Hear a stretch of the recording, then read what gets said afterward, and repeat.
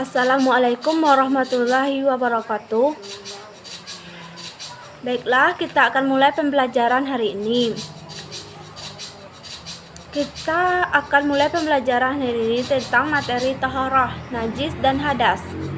Tapi sebelum itu, isi absen yang telah diberikan di kolom di Google Classroom. Isi ya.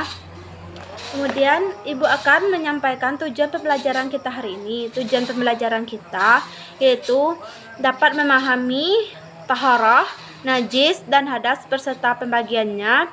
Kemudian dapat mempraktekkan cara bersuci yaitu wudhu ataupun mandi wajib. Tetapi mandi wajib tidak bisa dipraktekkan oleh banyak seperti ini, maka Ibu akan menugaskan untuk tugas UTS yaitu mempraktekkan wudhu dan dibuat kontennya di YouTube. Kemudian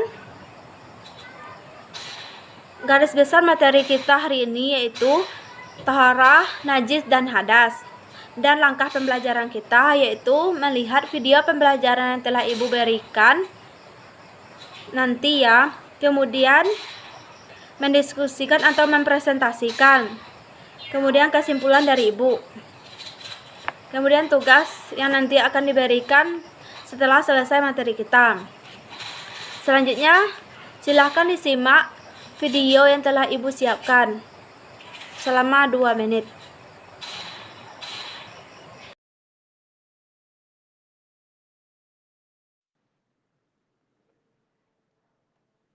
Assalamualaikum warahmatullahi wabarakatuh. Marilah pada kesempatan Taharah, mata pelajaran fikih. Sebelum belajar, marilah kita berdoa bersama. Berdoa mulai.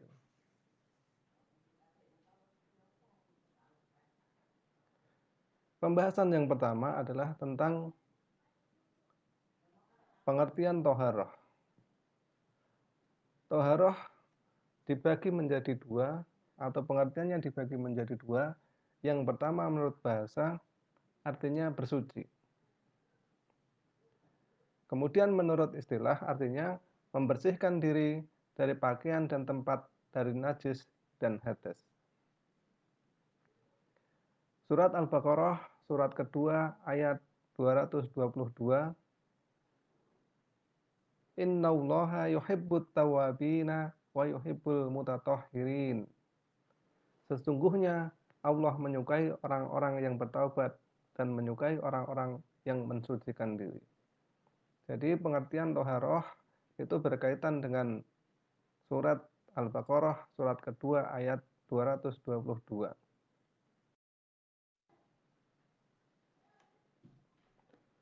Pembahasan yang selanjutnya adalah tentang najis. Apa pengertian najis? Pengertian najis adalah kotoran yang melekat pada badan dan benda yang wajib disucikan. Kemudian macam-macamnya najis dibagi menjadi 3. Yang pertama adalah najis mukhaffafah atau najis ringan.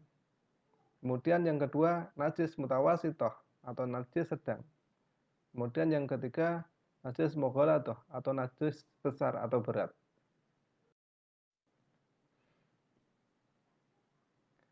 Kita contohkan yang pertama adalah najis mukhaffafah. Najis mukhaffafah adalah najis ringan, yaitu air kencing anak-anak laki-laki yang belum berusia 2 tahun dan tidak makan apa-apa selain susu ibu. Jadi najis mukhaffafah ini adalah najis yang ringan atau anak bayi, tetapi anak bayi laki-laki yang berusia sebelum 2 tahun dan belum makan apa-apa selain susu ibu. Sekarang bagaimana cara mensucikannya? Cara mensucikannya adalah cukup dengan dipercikkan atau memercikkan air pada tempat yang terkena najis. Jadi najis mukhaffafah ini adalah yang paling gampang cara mensucikannya.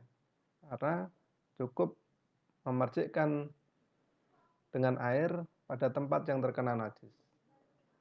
Tolong diperhatikan Yang dimaksud di sini adalah anak laki-laki yang berusia 2 tahun atau belum ada 2 tahun dan belum makan apa-apa kecuali susu ibu.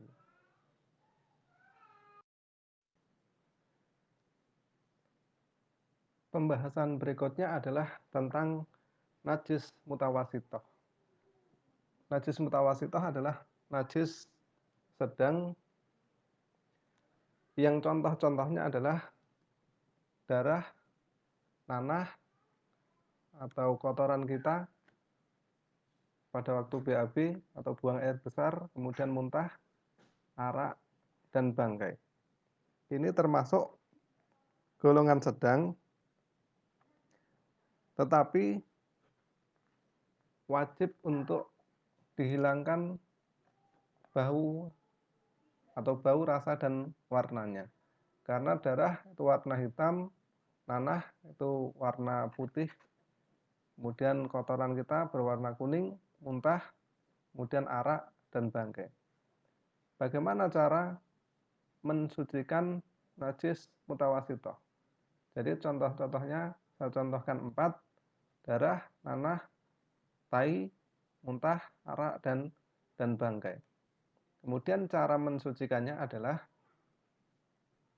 harus dicuci sampai bersih hingga hilang warna, rasa, dan baunya. Jadi tergolong najis sedang ini, cara mensucikannya harus dicuci sampai bersih hingga darah itu warnanya hilang, bau amisnya juga hilang, nanah yang berwarna juga hilang, kemudian kotoran itu juga hilang, dan lain sebagainya. Artinya atau lebih mudahnya kita pahami bahwa segala sesuatu yang menempel ke tubuh kita maupun ke baju kita, warna, rasa, dan baunya harus hilang. Mari kita bahas yang terakhir adalah tentang najis mughaladhah atau najis besar. Contohnya cuma ada 2. Yang pertama adalah babi, kemudian yang kedua adalah anjing. Jadi kedua ini cara mensucikannya adalah yang paling berat, atau karena termasuk najis berat adalah cara mensucikannya adalah dicuci dengan air sebanyak 7 kali dan salah satunya dengan debu atau tanah yang suci. Jadi cara mensucikan najis mughaladhah itu dengan cara dicuci 7 kali, salah satunya adalah dengan tanah atau debu yang suci. Tapi untuk debu ini jangan di akhir, karena kalau di akhir otomatis baju yang kita pakai kotor. Yang dimaksud di sini adalah debu bisa di awal, jadi pada waktu terkena liur anjing atau babi itu digunakan dulu debu atau tanah yang suci, baru nanti dicuci dengan air. Selanjutnya berarti 6 kali. Kalau debu 1 kali berarti ke-6-nya adalah dengan air. Hadas. Apa pengertian hadas? Pengertian hadas adalah keadaan tidak suci yang mengenai seorang muslim sehingga terhalang untuk melakukan ibadah yang mensyaratkan harus suci. Jadi pengertian hadas adalah itu keadaan tidak suci mengenai seorang muslim sehingga terhalang untuk melakukan ibadah yang mensyaratkan apabila akan melaksanakan ibadah dia harus dalam keadaan suci.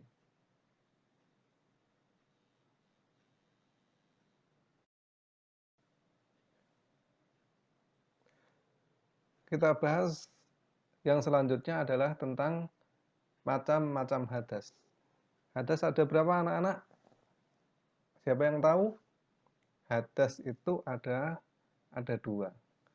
Yang pertama adalah hadas kecil, kemudian yang kedua adalah hadas besar. Tapi kita bahas yang pertama dulu adalah hadas kecil. Salah satu contoh yang dinamakan hadas kecil adalah apa?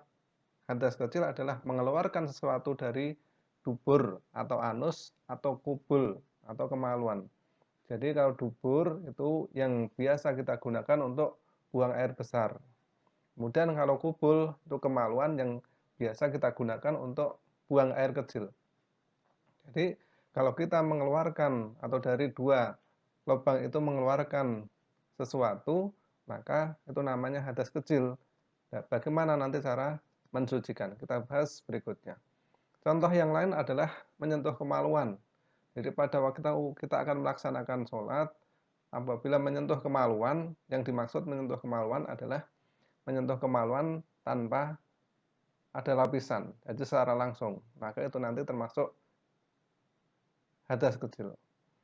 Kemudian yang berikutnya adalah hilang akal karena mabuk, tidur nyenyak atau gila. Jadi kalau orang yang mabuk, tidur kemudian maksudnya yang mabuk di sini adalah mabuk dalam perjalanan, bukan mabuk karena minum-minuman keras. Kemudian tidur nyenyak atau gila, itu termasuk hadas kecil.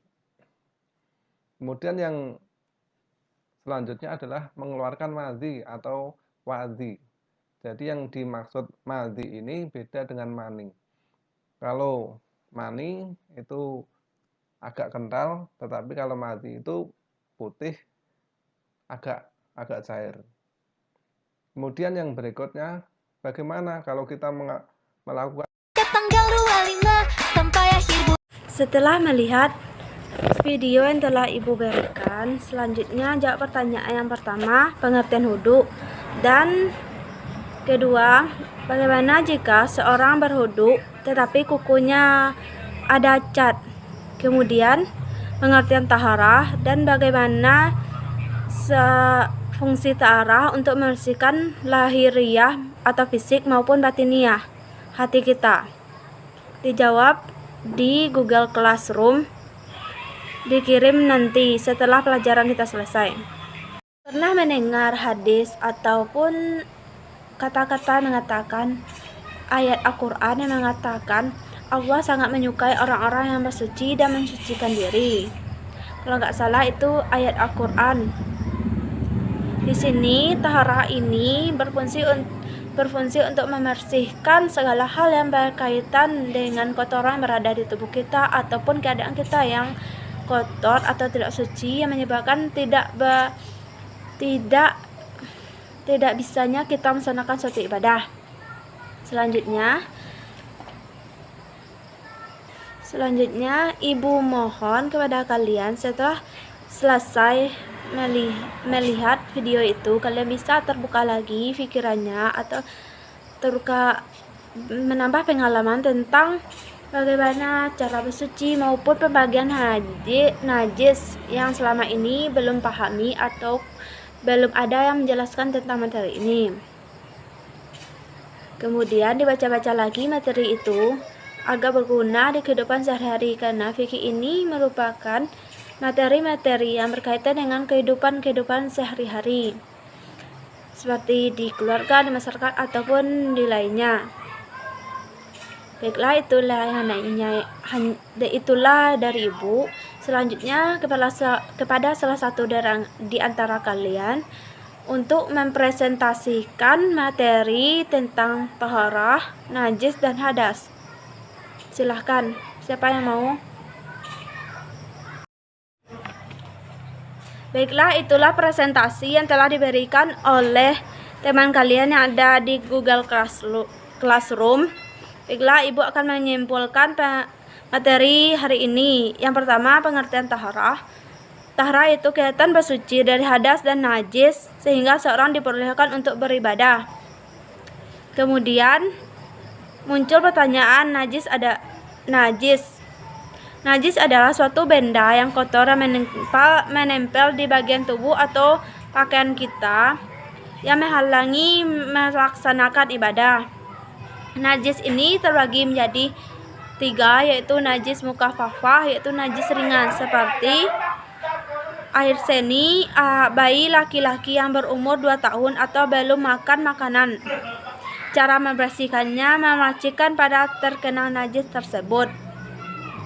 Yang kedua, najis mutawasitah, yaitu najis pertengahan seperti darah, nanah, muntah, bangkai, kamar, dan lainnya.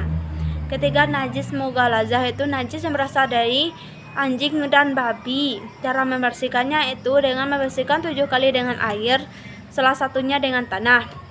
Kemudian muncul lagi yang namanya hadas. Hadas itu adalah keadaan seorang yang tidak suci, yang menyebabkan tidak bisanya dia melaksanakan suatu ibadah. Hadas ini terbagi menjadi dua, yaitu hadas kecil dan hadas besar. Hadas kecil ini seperti buang air besar, buang angin, tidur. Cara menghilangkannya dengan cara berwudu.